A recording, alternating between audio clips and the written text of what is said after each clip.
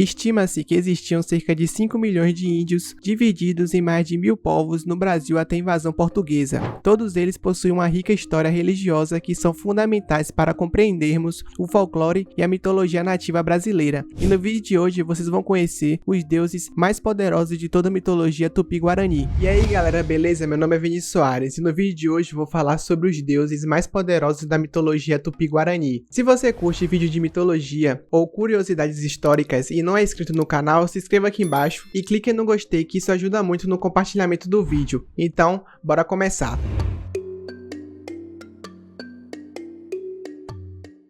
No início de tudo era o caos, não havia nada de sólido no planeta. As sementes de todos os seres giravam embaralhadas sem rumo, sem centro, sem direita ou esquerda. E no meio dessa tormenta algo sem explicação aconteceu, uma respiração. Um simples suspiro surgiu, cresceu e se multiplicou tomando forma até se transformar em um pensamento. Era ainda uma alma sem corpo e bem lentamente, com toda a paciência de uma árvore, um novo ser foi criando a si mesmo. Os pés e os braços foram ganhando forma e firmeza como galhos, assim como a cabeça que se ergueu no meio do nevoeiro. Os olhos se abriram e viram que era preciso dar ordem naquela bagunça ao redor. Esta é apenas uma das versões para os mitos que os Guarani contam no território que hoje forma o Brasil e o Paraguai. Segundo o folclorista Barbosa Lessa, em seu livro Rodeio dos Ventos, uma síntese fantástica da formação do Rio Grande, este deus recém-nascido recebe o nome de Nyanderovuço e era valente. As trevas eram assustadoras, mas seu coração, enquanto batia, soltava raios, espantando as sombras e acalmando a ventania. E tudo foi ficando silencioso e monótono, até chegar uma calmaria que entediou a nova divindade. O Criador do mundo então tratou de criar um meio termo entre o repouso e o conflito, separou o caos da ordem e de tempos em tempos tempestades escapavam. Às vezes devastando tudo, outras vezes criando mudança.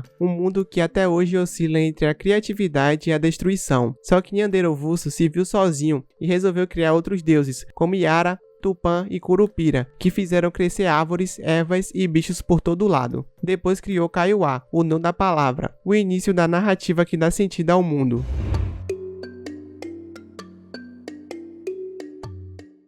Em algumas versões da mitologia tupi-guarani, Tupã aparece como o deus criador do universo. Contudo, muitos historiadores acreditam que esta versão foi implementada pelos jesuítas durante o período de catequização dos povos indígenas. Estudiosos afirmam que Tupã era na realidade a manifestação do deus criador na forma do trovão. Em alguns livros, o Senhor do Trovão seria o criador do céu, dos mares, da terra e da humanidade. Ele também seria o responsável por ensinar os homens sobre o artesanato, a caça e as plantas medicinais.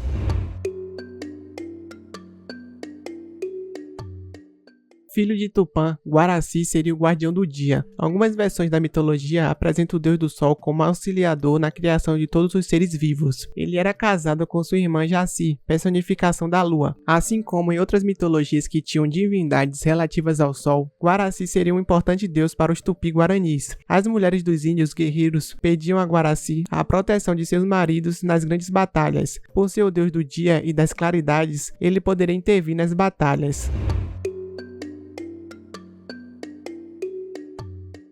Filha de Tupã, Jaci era a mais bela das deusas e a personificação da lua. Ela era a protetora das plantas, guardiã da noite, da reprodução e dos amantes. Algumas versões da mitologia tupi-guarani contam que Guaraci, cansado, acabou certo dia fechando os olhos. As trevas caíram sobre a terra e Tupã criou Jaci para iluminar a noite. Quando acordou, Guaraci se apaixonou por Jaci. Uma história atrelada a Jaci diz respeito à criação da planta Vitória Régia. De acordo com a lenda, Jaci se sentia solitária no céu e por isso descia à terra para levar índias virgens para o céu e transformá-las em estrela. A índia Nayá desejava muito se tornar uma estrela e toda noite fugia em busca da lua. Certa vez, observando o reflexo da lua nas águas de um lago, acabou se afogando. Jaci presenciou o acontecimento e a transformou em uma Vitória Régia, para viver para sempre entre a lua e os lagos.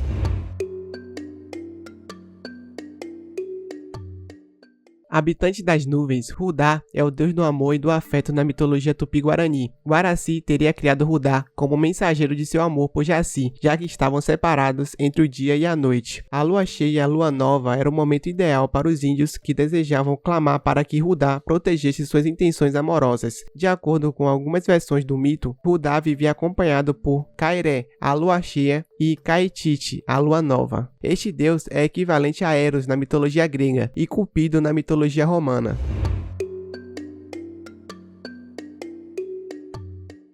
Comparada pelos jesuítas à Virgem Maria, Seut era a protetora das lavouras e da moradia na mitologia tupi-guarani. Virgem, ela deu à luz a Jurupari, filho do sol. De acordo com algumas versões da lenda, Seut ficou grávida após comer um fruto proibido que expeliu um líquido que a inseminou. Por desobedecer uma lei de Tupã, foi atingida por um raio e se transformou em uma estrela da constelação de Pleiades. Essa constelação aparece no céu no período de maturação das frutas e é também um período especial para a caça. Isso explicaria a representação da deusa em relação à lavoura.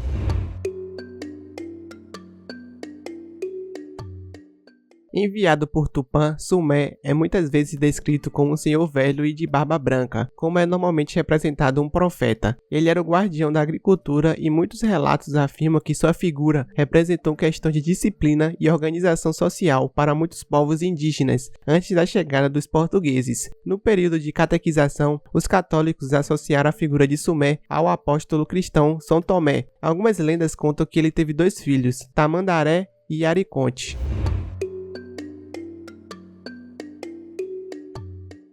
Figura presente na mitologia de diversos povos indígenas, Anhangá é representado como protetor dos animais e caçadores, mas também um espírito maligno, capaz de atrair má sorte. Algumas versões apontam que ele seria o deus do submundo ou territórios infernais. É contado também que esta divindade podia se transformar em muitos animais. Algumas tribos diziam, por exemplo, que quando o animal conseguia fugir de uma caça, era porque Anhangá o protegeu.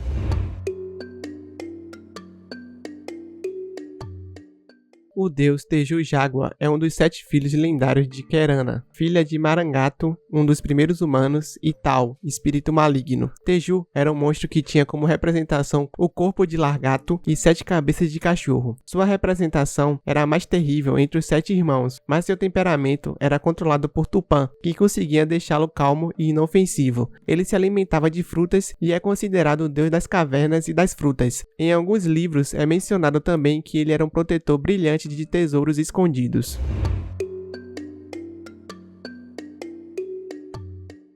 O nome guarani Mboitui significa cabeça papagaio, considerado o deus ligado às águas e criaturas advindas do mar. Ele era representado como uma enorme serpente com cabeça de papagaio. Ele é o segundo filho de Kerana e Tal, e patrulha os pântanos das florestas.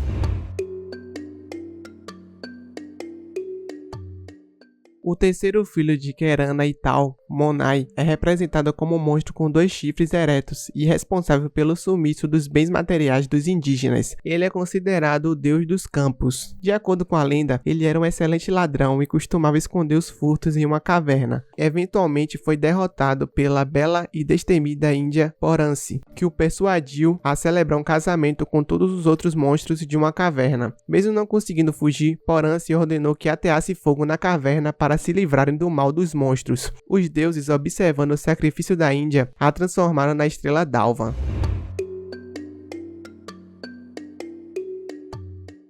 Curupi é o quinto dos 7 monstros lendários, é o deus da fertilidade e da reprodução. Ele é o responsável por gravidez indesejadas ou inesperadas. Descrito como um anão de coloração amarelada ou esverdeada, com bochechas rosas, olhos negros sem pupilas e dentes pontiagudos. Sua principal característica, porém, é seu enorme órgão genital, que ele usa como um cinto enrolado em seu corpo. E ele também o usa para atacar pessoas e para se pendurar em árvores.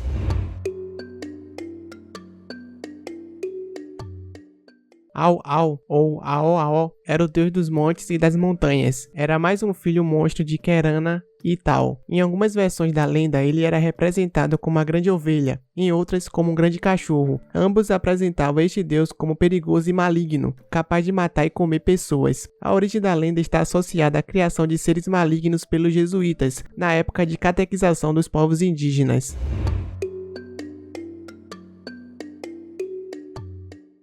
O último filho de Kerana e Tal, Luizon, é representado como um lobo ou um macaco de olhos vermelhos, sendo o deus da morte. Sua figura é parecida com a do lobisomem. Tal como esta outra criatura, ele é o resultado de uma maldição que cai sobre o sétimo filho de um homem de um casal, e nas noites de lua cheia se transforma nesta assustadora criatura. Então esses foram os deuses. Deixa aqui embaixo nos comentários o que vocês acharam sobre eles. Esse foi o vídeo, espero que tenham gostado. Clique no gostei, se inscreva no canal, compartilhe o vídeo. Um abraço, fui!